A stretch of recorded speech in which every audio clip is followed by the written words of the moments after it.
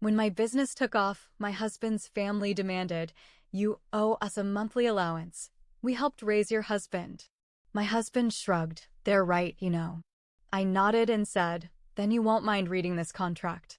Their smiles vanished as they realized what I had done. I never thought success would bring such chaos into my life. After years of hard work, my business finally took off, and I was enjoying the rewards. But this success uncovered tensions I hadn't expected, especially with my husband's family. I'm Sarah, married to David for over 10 years. We live in Austin, Texas, a city full of culture and entrepreneurial energy. Our relationship had its ups and downs, but we always found common ground. David's family, originally from a small town in Oklahoma, is close-knit and traditional. They often talked about the sacrifices they made to support David. When I started my online retail business specializing in eco-friendly products, David was supportive, but not very involved. He had his own marketing career, and we balanced our professional lives.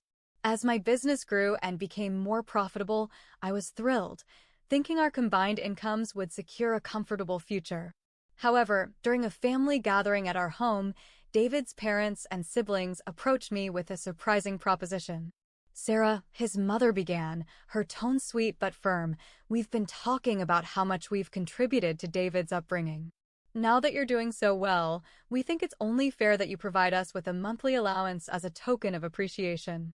I was shocked. "An allowance? I'm not sure I understand." His father added, "We sacrificed a lot to get David where he is today. It's only right that we see some benefit now that you're both successful." I turned to David, expecting him to dismiss the idea. Instead, he shrugged.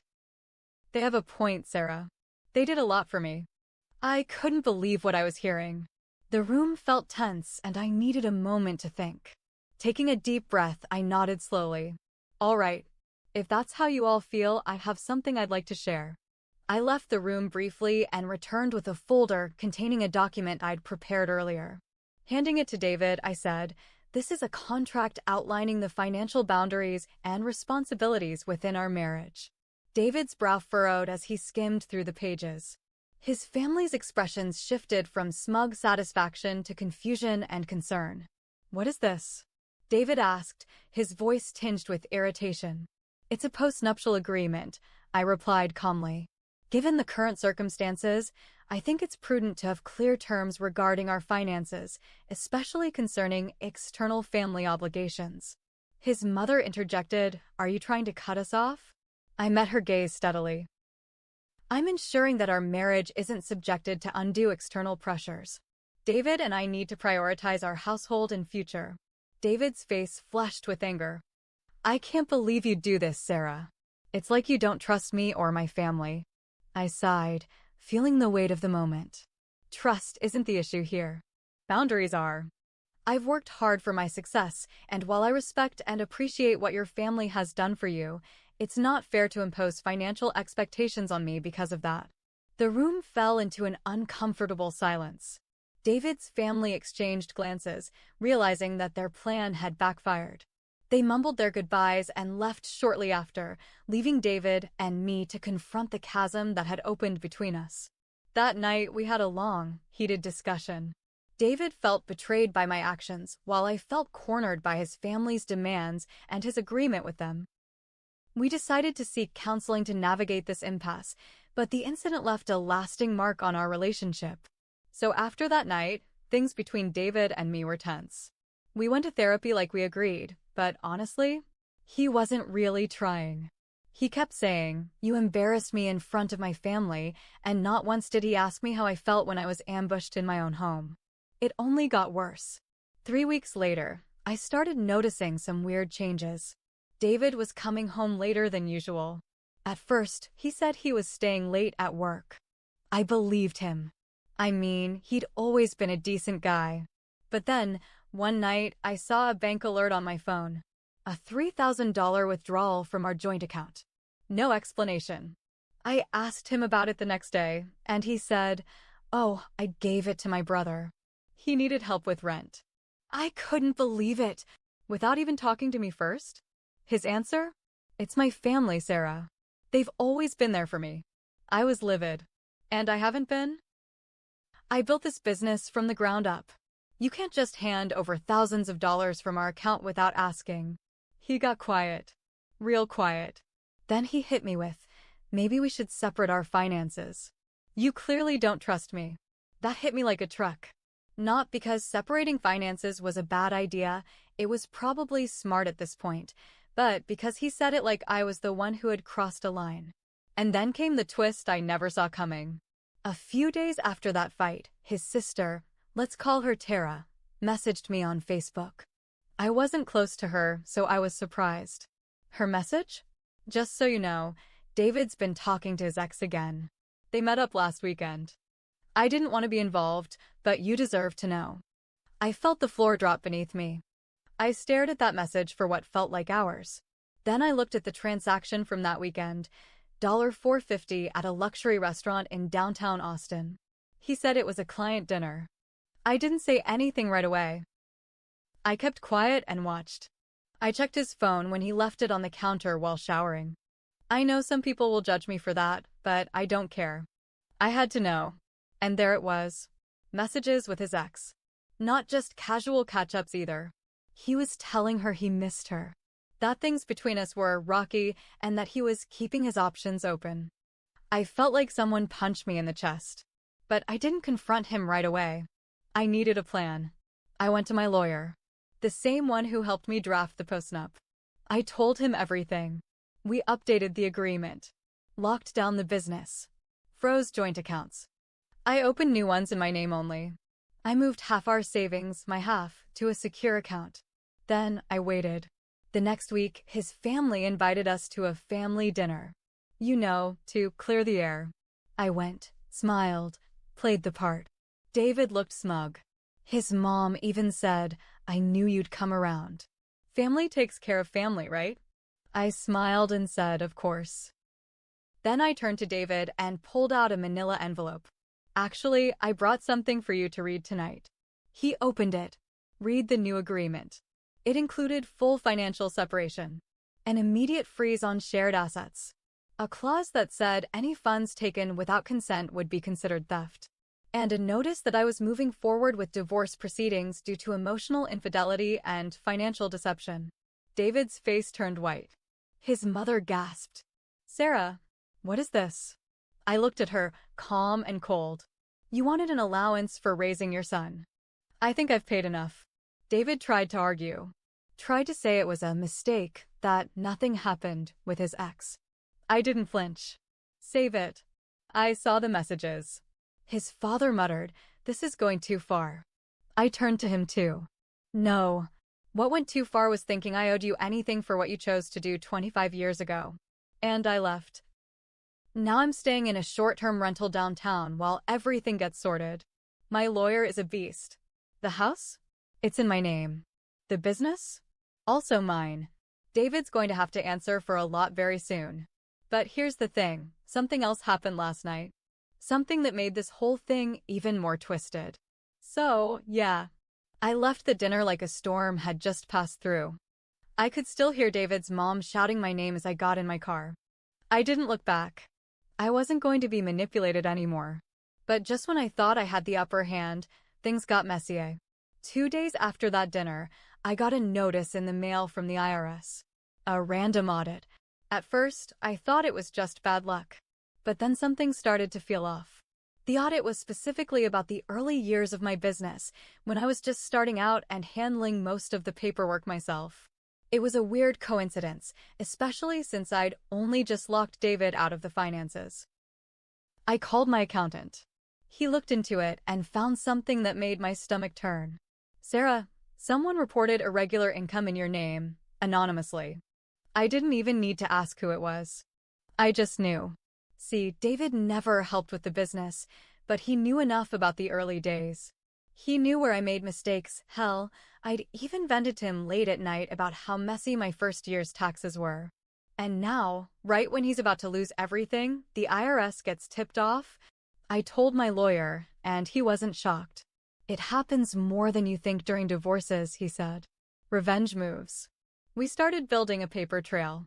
Every message, every bank statement, Even that dinner where I handed David the documents, I had it recorded on my phone, just in case. But it didn't stop there. About a week later, I started getting one-star reviews on my business page, all from fake profiles. Comments like, "Scammer, rude owner, don't trust her." I reported them, of course, but they kept coming, nonstop for days. I lost 2 brand deals because of the sudden drop in ratings. Again, I knew who was behind it. So I dug deeper. And then came the biggest twist yet. I found out David had been applying for business loans in my name. I only caught it because one of the banks reached out to verify additional information on my new application, which I hadn't submitted. They sent me the paperwork.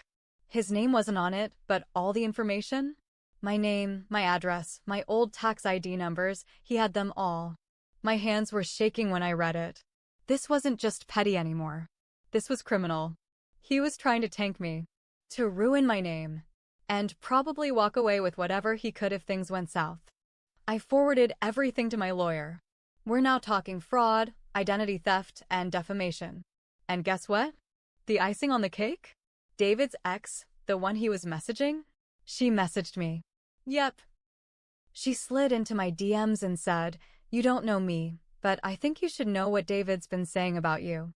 Apparently, David told her I was controlling, that I was trying to cut him off financially, and that he built the business with me, but I kicked him out. She sent me screenshots. Full conversations.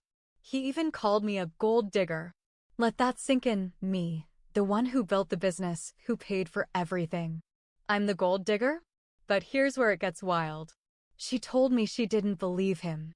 She said the way he talked about money and needing access to his share felt off. So she Googled me, found my business site, read my story, saw the truth. She apologized. She didn't owe me anything, but she said she felt gross for even talking to him. I thanked her. Honestly, she gave me the last puzzle piece I needed. Now, my lawyer's preparing charges. Identity theft. Fraud. And if he pushed that IRS tip, that's another legal mess for him. I'm documenting everything. Every step, every lie, every transfer. David thought he was smarter than me.